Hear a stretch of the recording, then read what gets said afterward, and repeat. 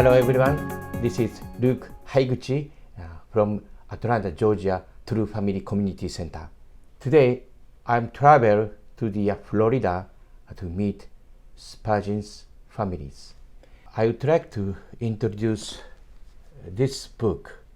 It's Nora Spurgeon's autobiography. It's called Spiritual Connections, Living in the Flow of God's Love. And I interviewing and today this author, Dr. Nora Spurgeon. So let's hear from her. Hello, Nora Spurgeon. Could you introduce yourself first? Hi, I'm Nora Spurgeon, and I wanted to just introduce myself and introduce some of the things I've been doing. I've written 2 books over the years. They're just small ones. One is Insights into the Afterlife. The other one is Circles of Angels, which has become very popular. But now, today, I want to introduce a new book, which is my memoir. I've been working on that for about a year and writing up little stories of the things that have happened throughout my life. Okay, so you mentioned about Circle of Angels. You wrote a book. Could you explain a little bit more about the book? Okay. I'd like to just say a little bit about Circles of Angels. It's a small book which I was inspired to write because I had discovered that if I call on angels, that when I think about what the angels are supposed to do, there are servants. So then I thought, because there are servants, I should actually call on them and I should tell them what to do. So I decided to do that. And over the years, for well over 20 years, I've been doing that. And I give them jobs. I also ask them to encircle people and help them. When I hear about problems, I ask God if I can send an angel or angels to them to help them. And whenever I do anything, I always ask for circles of angels to come and surround the work that I'm doing. Because that seemed to be very helpful, I felt like it would be good if I could share this with other people, not just do it for myself. So I wrote down the ideas and I wrote a little book. I have published it over 20 years ago, and I've done 3 printings so far, but I still sell them all the time. When I talk to people and I tell them that I've written this book, then they say, "Oh, can I have one?" So I just a couple days ago I sold one, and so it's been fun for me to introduce that, and it's a topic that people love to talk about anyway, and I feel like I'm really helping people with that. So that's what I've done. Okay, now I'd like to hear from you about your childhood life.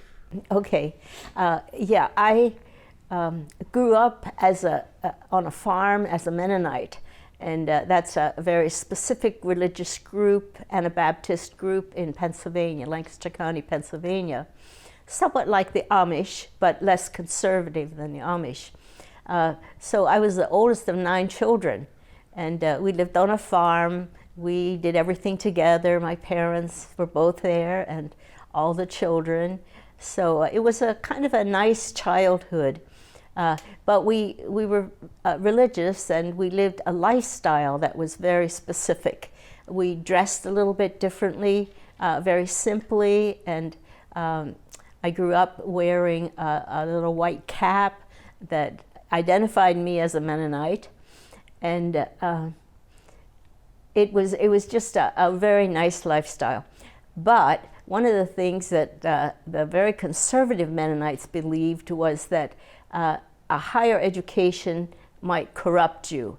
So therefore, I quit school when I was in 9th grade, finished 9th grade, and helped my mother at home on the farm. And also I began to work a little bit later in a factory. But it was, I loved school, and so it was very hard for me to have to quit school. When I was 21, which was when my parents felt I was of age and I could do what I planned to do for the rest of my life, I decided to go to the high school and get all the books which I could study, and decided to take GED tests. So I got all these books, and every morning for 1 hour I would study them. And so I did that for 3 months, and I decided to go ahead and take some of the exams.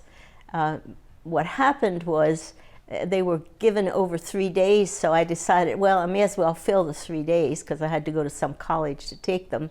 And I filled the 3 days with exams, took them, and I passed them all. So I finished my high school in 3 months, 1 hour a day. However, I still wanted to take Latin because I wanted to go to college. And so I decided, I spent about 1 year studying, and I got 2-year credit of Latin. I did it all on my own, and I didn't have a teacher. So anyway, then I got my diploma, and I went to Eastern Mennonite College in Harrisonburg, Virginia. It was a beautiful campus and a very nice place, and they were Mennonites there also. They were less conservative, most of them, but it was a nice experience to be there. Okay, now thank you for wonderful testimonies, and I'd like to know how you involve this unification movement, how transit to your spiritual life. When I was at EMC, Eastern Mennonite College, I came across the charismatic movement, and that was a very powerful experience for me. I became charismatic, and I don't know if people are familiar with that, but it's a Pentecostal. They call it filled with the Spirit, and so that was a very powerful experience for me. And then that kind of opened me up to a broader view of my relationship with God. It wasn't just the simple Mennonite faith. And then I decided to go to graduate school. I wanted to be a social worker, so I decided to go to NYU, New York University. And I felt like if I go to the big city, an urban setting, it would broaden my experience and give me more of a sense of being, if I was going to be a social worker, I could have a broader experience and understand people a little more. So I went to NYU and graduated from there after 2 years. And while I was in New York City, I met Diane Fernsler and Barbara Tenwoley. And they told me about the Unification Church.